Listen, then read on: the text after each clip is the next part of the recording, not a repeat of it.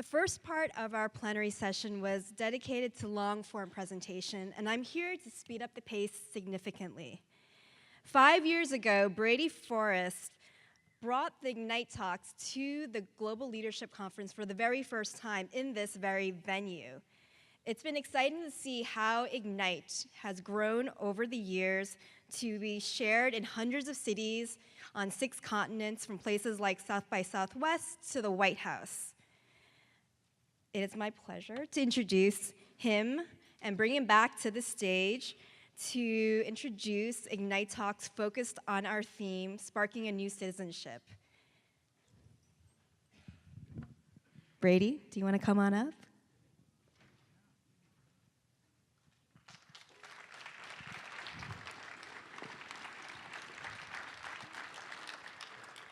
Thanks, Iris. I've been going to Burning Man since 2000. It changed my life.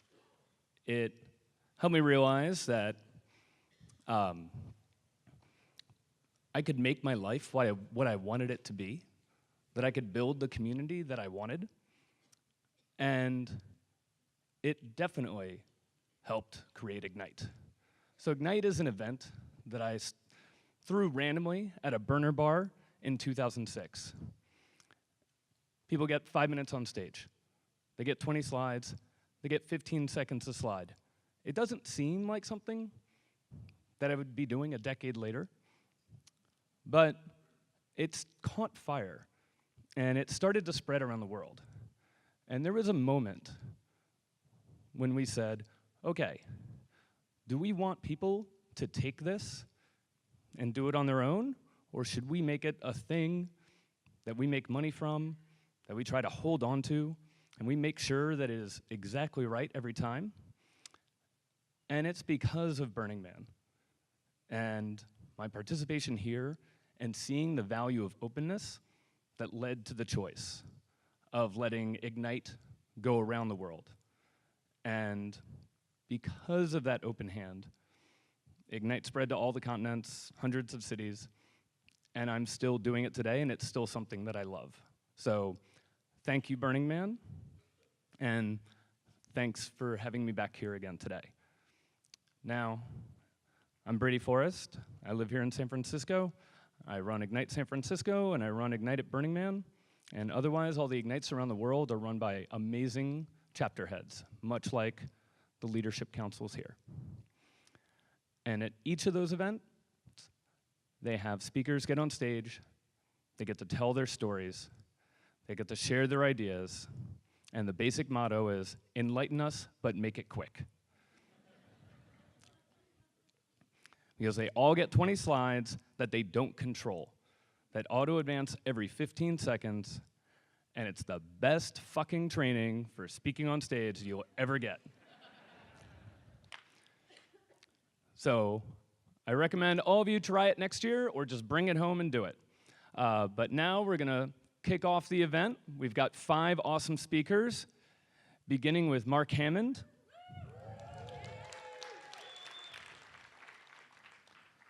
And as you will soon learn, he's also a singer-songwriter.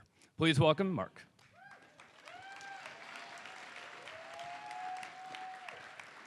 My name is Mark Hammond, and this is my story of how I ran for the Utah Legislature in 2016. I grew up Mormon, and in my wild teenage years, I met my future wife, Cameron with a K, who's a regional contact for Burning Man in Utah. When we were kids, we used to like to go to Grateful Dead shows, and we didn't know why, but like we felt so good around the Deadheads. And but I was Mormon. I had to go on my 2-year mission. And so, but we were in love. And so she got baptized, and she waited for me. And when I got back, we got married in the Los Angeles Temple, and then moved to BYU. But many years later, probably because of that pesky internet, we started not believing in those things anymore. And in 2006, we discovered Burning Man. And we're like, wow, there's that feeling again. And we're like, we jumped right in and we started volunteering, and we realized that life could be fun and exciting while also organized and responsible. And we learned how to do community the way community is supposed to be done, with infectious pizzazz. And in 2015, the political climate in Utah just started really heating up. And I went with a group of people to Ely, Nevada, to canvass to help people get out to their caucus. And when I got back to Utah, I became a total fanatic about helping people find their caucus location. It took like 3 websites to figure it out. It was ridiculously unorganized.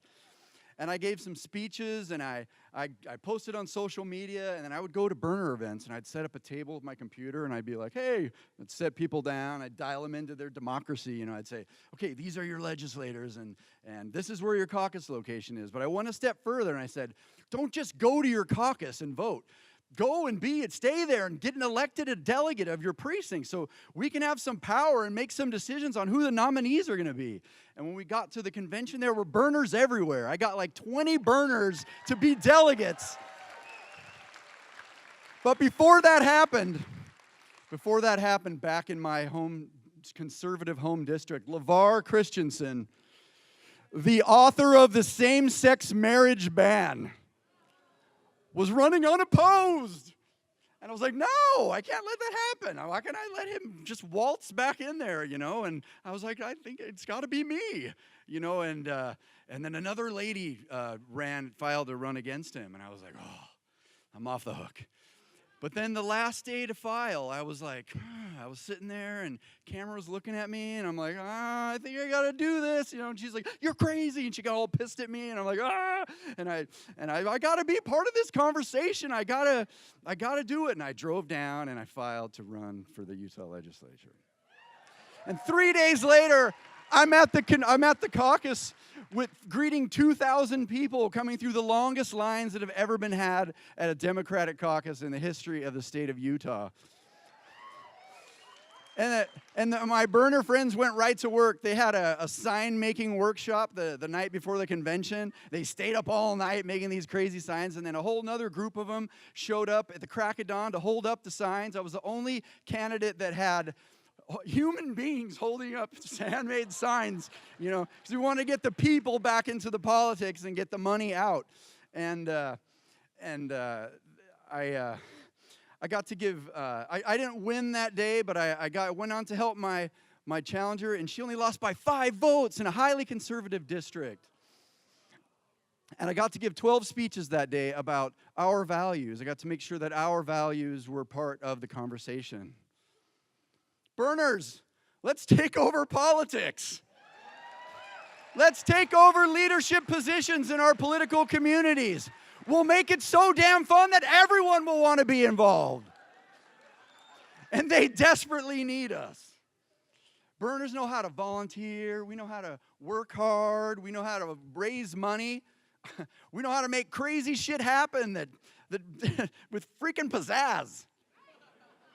Let's show the world what community is supposed to look like. Ooh, child, freedom doesn't get easier. Ooh, child, we gotta keep fighting.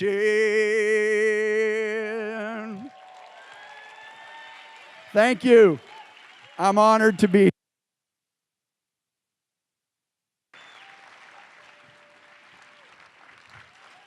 All right, now that's how we begin. And now we are going to a liver of compost. Please. A woman who would rather be dancing than speaking. Please welcome Kat Stansell. Hey everybody, I'm Kat with a K, and I want to talk to you about one of my favorite Burning Man principles, leave no trace. Thank you. Imagine for just a moment if every single person at Burning Man left absolutely no trace whatsoever. And I'm not just talking about packing it in and packing it out. I'm talking about fundraising for carbon offsets so that we can level out the amount of pollution we're putting out into the planet. Thank you. I'm talking about composting our food scraps so our food waste doesn't go to the landfill. Instead, it turns into nutrient-rich soil so our farmers, do we have any farmers out there? Farmers can grow their crops. And I'm talking about recycling our cans and our paper and our cargo and our cardboard and our egos. Why not? 2 years ago was the first time I ever went to Burning Man, and 2 years was the first time I learned about Leave No Trace. And 2 years ago was the first time that I met the camp Ideate. And what I learned about Ideate was that this is a group of people who want to create and have innovative ideas, but not just ideate. They want to put those ideas into action. We want to take the Burning Man principles out into the world, which I'm sure all of you are already doing right now, so thank you. But my favorite thing about Ideate was that we want to do this not in a blaming, shaming, you should be composting, right? In a way that's fun and exciting and is in support of community. We really like to play. I'm sure you really like to play. Yeah. So this group Ideate was really supportive of me last year, this one time at Burning Man. I started a playa-wide compost project where I invited 20 other camps to bring me their food scraps.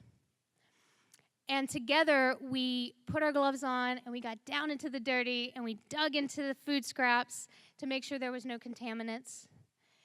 And we collected about 2,000 gallons of food waste, keeping that out of the landfill. And instead, I sent this, after Burning Man, I sent this off to a very nearby location in Nevada, where the food waste is going into windrows now, and soon it will be turned into that nutrient-rich soil. And farmers in Nevada will be able to grow their crops in this harsh environment. Thank you.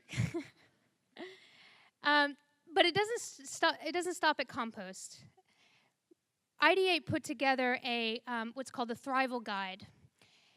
And we were really interested in what are other ways people are thinking about sustainability.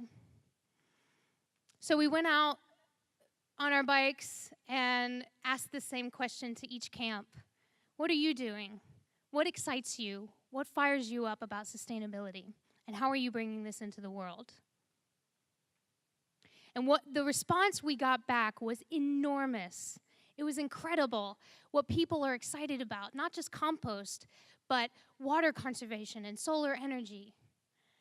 And as I'm sure a lot of you in this room, a lot of these people, their day jobs are about sustainability.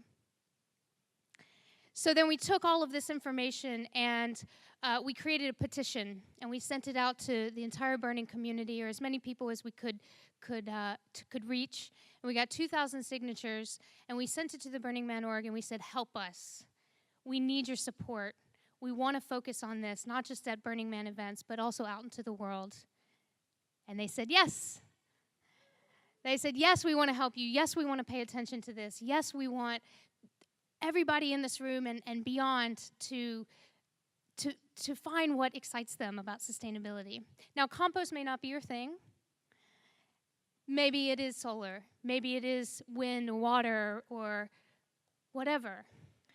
I implore you and I beseech you to continue asking that question, what excites me? And maybe it's not sustainability. Maybe it's taking sustainable action and turning it into a fun, playful thing. So I want to leave here with this quote by Buckminster Fuller. We can't change things by fighting the existing reality. We have to come together and support each other in building a new model that makes the old model obsolete. Thank you so much.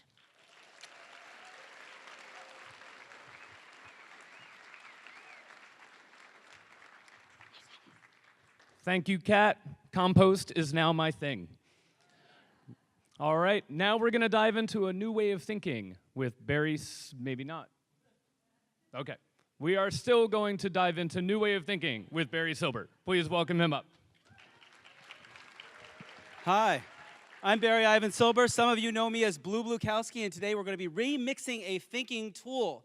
And the context of all of this is knowing that theme camp organizers and people who build art and people who are department heads actually are probably more effective and many times are working harder than billionaires running companies. There is a tool by Edward de Bono that we're going to remix today. He's the one who wrote the book Six Thinking Hats. He wrote 40 different books on thinking, and we're going to remix it. And how are we going to remix it? We're going to add to it, and we're also going to repurpose it. So, what is the tool that we're actually going to remix? It's a hard tool to say, but it is an easy tool to do. Tu lopo sogo, and we're going to make it harder by adding an O to it, so it becomes tu lopo sogo O. What is the O and what is the rest of it? Well, let's look at it. Tu is where we're going to. This is our goal, this is our objective, even our intention. Lo is looking. Lo and behold, where am I now? Who are the people around me that can help me? And what are the resources available to me now? Po are the possibilities. These are the courses of actions we could take, and it also stands for provocative operation. Because, as burners, this should be especially understandable to us, looking at something from outside the rational and outside the construct of what we think is acceptable is actually a way we can actually solve our problems and understand our situation better. Po is outside the yes-no logical framework that the default world is accustomed to. And what is so? If Po is generative, and it allows us to think about the possibilities, brainstorming and whatnot, so is picking a solution. And go, that's what we're used to. That is the steps we need to do to take action. Well, we're going to add to this. We're going to mix it up, and we're going to look at O. O is for obstacles, and obstacles are important. There are physical obstacles, and there are also mental obstacles. First, let's look at a mental obstacle. Kelly McGonigal, in her book, The Willpower Instinct, looked at a January 2009 study published in the American Journal of Preventive Medicine where a group of women wanting to become more physically fit were given an obstacle to think about. So there was a group that thought about obstacles, and there was a group that didn't. The ones that thought about obstacles were asked, what do you tell yourself when you don't go? Why don't you go to the gym? And what was the result of this? Well, after the first week, those that thought about obstacles were doing double the amount of physical exercise of those that didn't. And after 16 weeks even, that second group that thought about obstacles were still doing double the exercise that their counterparts were. So thinking about obstacles is a key portion of all this. We're going to look at a trivial, what seemingly looks like a trivial exercise, but this could also be used for other larger and different circumstances and problems. We're going to be on the playa and we're hungry. So what are we going to do? Two is where we're going to. Well, we want to get something to eat. Lo and behold, where are we now? We are hungry. We have an orange in the tent. We also have a chef that is a campmate. Po. Well, one of the possibilities that we can do is we can open the orange and we can eat it. We can convince Bastien to make us a meal. But we can also use Po as a provocative operation. In this case, let's think about transporting to a place that there's food. Maybe a spaghetti dinner. But there is no place to transport. There's no way to transport, so how can we use that? We'll think about using an R car. So our solution is we decide to jump on an R car. Our go, the action we take, is we're going to jump on that R car with water. And then the obstacle is that Joe sometimes gets distracted, but we're going to understand that, and we're going to be able to walk there. This is an illustration of what tu lopo sogo O can look like, because O, the obstacle, should be considered at every step of the way. It can be considered at the goal-setting portion. It can also be considered when we're taking actions. So if you think about what we've learned today so far, we've looked at tu lopo sogo as a planning tool.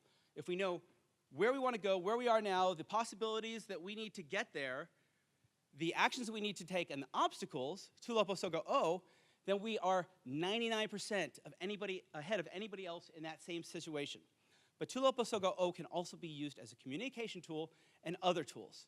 So for example, it can be a framework for asking questions of other people. It can be a framework for answering impromptu questions or other questions. It could be used to tell a story. It could be used even to run a meeting or coach someone. So Now that I've told you about the tool, I ask you to go out there and try it.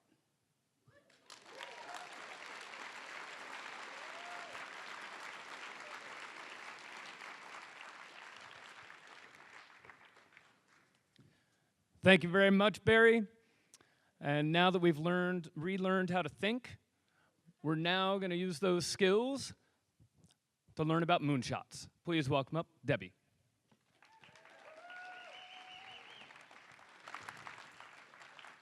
Thank you so much for this opportunity to connect this community to the community in which I work in Vero Beach, Florida. So I'm going to share with you a little bit about an alliance of community partners working together toward a shared vision. We're committed to creating compassionate, creative, literate citizens who will improve our world. Vero Beach, Florida, everyone always asks, is halfway down the east coast of Florida in between Orlando and Miami in Indian River County, which has among the highest wealth and income disparities in the nation, and an increasing number of children, our youngest citizens, living in poverty. So the Learning Alliance is a nonprofit focused on literacy that was co-founded by 2 parents and a philanthropist who shared a frustration that the school system didn't have the skills and resources to support their kids who struggled with learning disabilities. So in their research, they discovered that what is oxygen to support those kids is best practice for all kids. And they thought, oh, we'll just go share that with the schools and they'll teach kids how to learn to read and it'll all be better. Not that simple, right? We know that literacy is the gateway to all learning, and it is the #1 indicator of community and individual prosperity. We also know that 3rd grade is the point of transformation. We learn to read until 3rd grade, and then we read to learn. So when you fall behind at that point, it gets harder and harder to catch up every year that you're behind. And only 1 in 6 kids who fall behind catch up by the time they graduate, if they graduate at all. So why does this matter, right? Only 35% nationally and 56% locally in Indian River County of students are reading on grade level.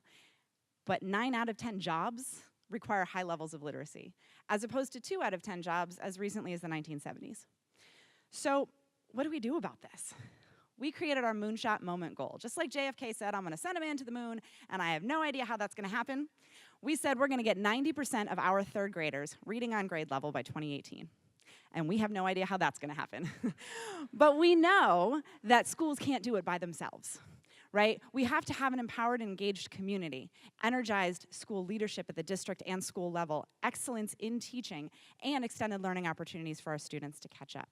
So we have this Moonshot Community Action Network, or MCAN, that works in these areas to support this and to answer the question, what does it take to get 90% of our 3rd graders on grade level to become creative, compassionate, literate citizens who will improve our world?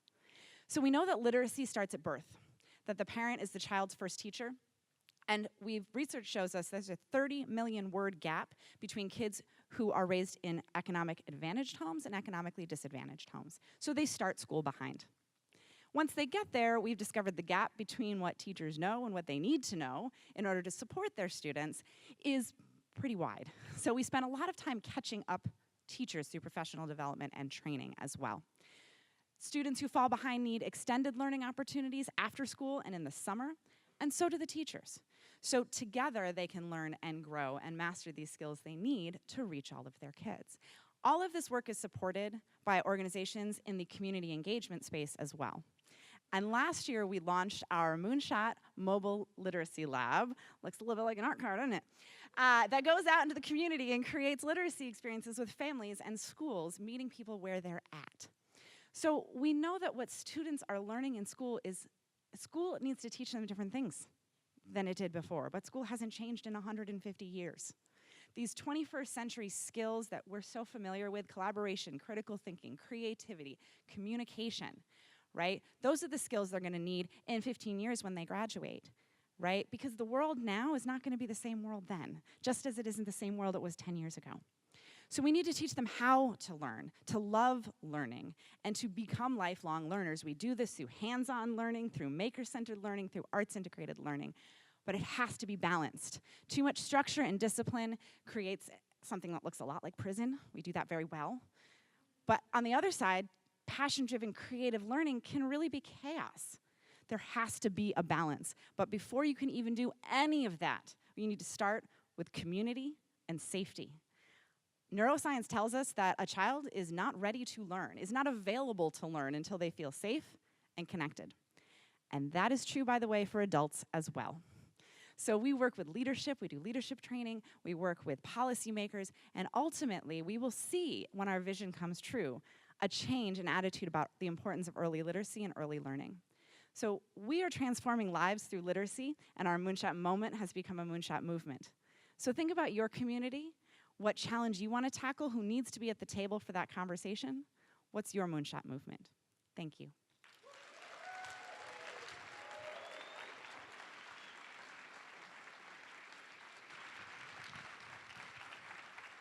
Thank you very much, Debbie. And now we have just one more speaker, and she's going to take us through her lessons from nowhere. Please welcome Aubrey.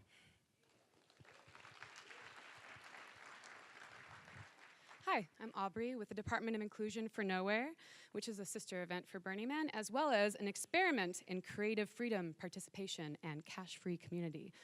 Now, the word experiment is interesting and makes me think, well, if this is the experiment, then what are we trying to prove? What are we working toward? And all the good experiments leave the lab eventually. So if I were to put a guess on it, I'd say that we're trying to prove that there can be a global community with shared values.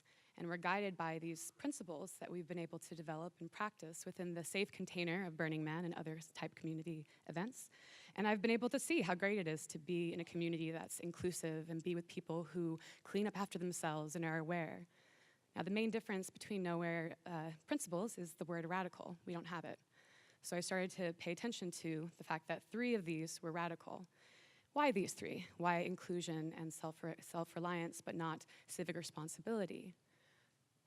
And so I started doing some research and found that this word means a lot of different things depending on where you are from and when you were born. And that the root of radical means forming the root, forming the foundation of something. So radical change is changing the foundation of something, which we're trying to do for this default world. Also an interesting word. This word that has so much tension behind it when it's the thing we always go back to. And we're okay with the fact that we're always going to go back to a world that's terrible. So I'm starting to change it. So now I refer to it as my default settings, which has forced me to take ownership of the things that I want to see around the world and has allowed me to see which of the principles, like the radical ones, I have integrated. And I've seen how those have shown up in my life. And others have been more challenging, like leave no trace. At Burning Man, the default expectation is that if you see something on the ground, you pick it up because if it's on the ground, it does not belong there. Elsewhere, not so much.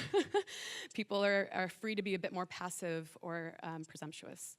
In Rwanda, they have a community service day once a month. And everyone, 80% of the population once a month comes out and they clean up, they pick up garbage, they fill in potholes. And it's been wonderful to see that happen. In the States, we come out for flash mobs. we will maybe not pick up trash, but we'll dance and we'll take off our pants and sit on the subway. So my arts collective and I wondered how we can combine those 2 things and get people inspired to take action. And we did our first Big Mama spring cleaning in 2011. And we had people around the world to dress up and go out and pick up trash. Even if they picked up 1 piece of trash, they would be participating. And it was great to see that people did and that it was a shared intention that went out. And I kept it going. So I switched it up. I did it at different times a year, called it Trash Mob. And what I learned through that was that even if someone had never heard of Burning Man, they got this. They understood this. It was fun, it was good for the world, and they felt good about themselves afterwards. And after a few years of doing this, including up to yesterday, that last picture was yesterday, outside of this convention hall, doing some immediacy,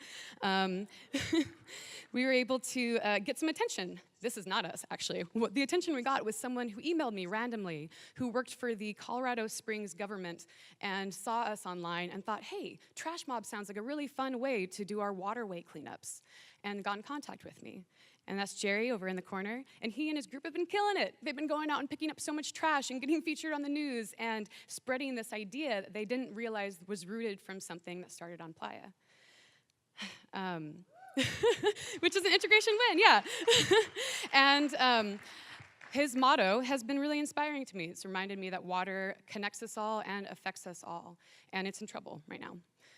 So I looked to see who else was out there fighting for it. And there are a lot of people and a lot of groups. There are people who are making inventions to clean the water, who are getting in the water to protect it from becoming polluted, who are making sure that people have the water they need to drink, and all sorts of organizations that are also educating. Oh my gosh, so many organizations that are educating and fighting for this that I drowned in research trying to find them all.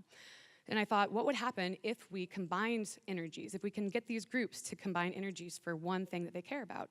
So Jerry, the Arts Diaspora, and I are bringing back Big Mama this May. And throughout the month of May, groups who are participating, and any of you who would like to participate, are going to be doing trash mobs around the world and filming it, or taking pictures, so then we can see what that looks like when a principle is taken out and brought into the world. So changing the word again, instead of principles, I'm thinking of these as radical mindsets that I'm willing to adopt to make the world a better place and share with others by leading through example. And I think together we can shift that default into a world we're much happier with.